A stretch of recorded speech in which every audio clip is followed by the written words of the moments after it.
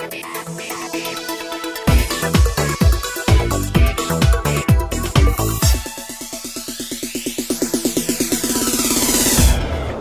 I'm Richard Hooper and this is SatTV. Now I'm here at CommunicAsia 2010 where I'm pleased to be joined by Steve Walley, who is the International Marketing Director for Comtech Xicom technology. Now Steve, we've spoken many times before. Tell me, why are your products so strong in Asia? I think part of the reason is that we have such a broad product mix, in that we have amplifier products for both outdoor and indoor applications, covering all of the different frequency bands and most of the different power levels. So we probably have the broadest product offerings of any of the amplifier manufacturers in the marketplace today. Now, you travel a lot around Asia. You obviously know what the hotspots are, but particularly for Xicom, what's the main focus at the moment? I think the biggest marketplace for us this year certainly has been China.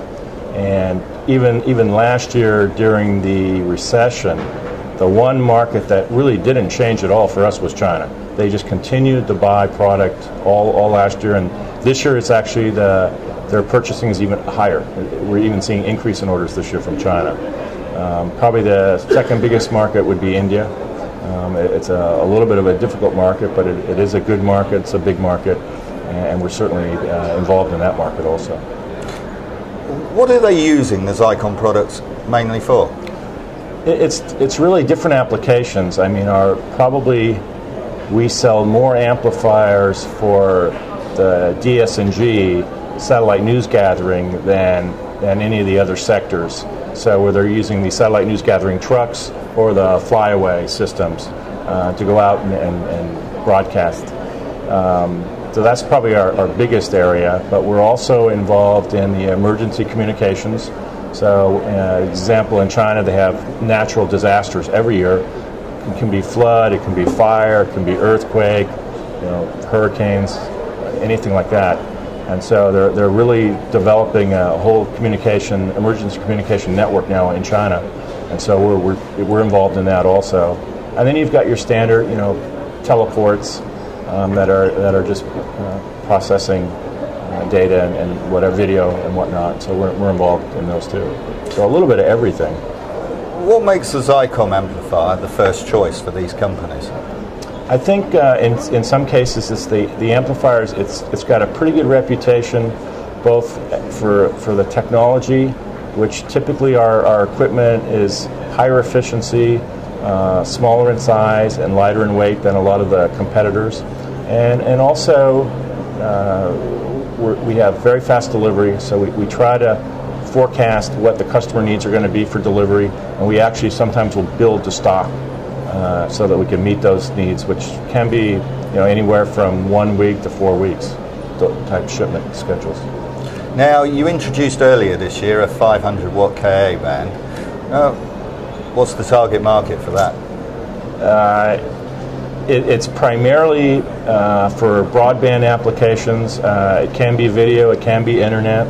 Ka band, because it's high frequency, there's a lot of rain fade problems, and so for the past 6 years, 250 watts has been about the highest power you can get, and certainly in Asia it's not enough because of the rain issues here, which certainly in Asia the rain's very, very heavy. And so even at 500 watts in some places it's still not enough. But we were one of the first companies to come out with a 500 watt amplifier. We are in production right now. The customer demand for it's very, very high. The customers seem to be very satisfied with the products, the 500 watt Ka bands that we've already delivered. And we're seeing it pretty much, it's very big in the US, both for commercial and MILCOM, military communications.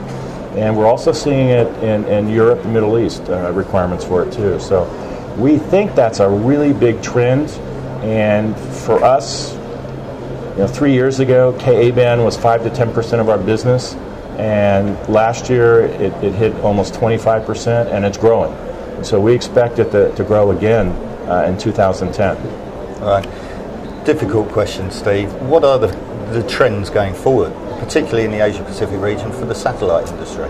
I mean, a lot of it really revolves around the economic situations, and it's kind of a country by country situation too.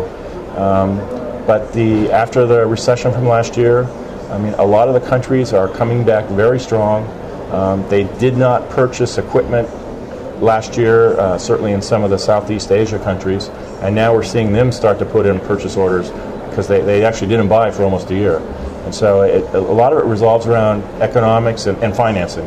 I mean, a lot of the smaller integrators and whatnot had problems getting financing because the banks just weren't lending money, and they were really risk adverse.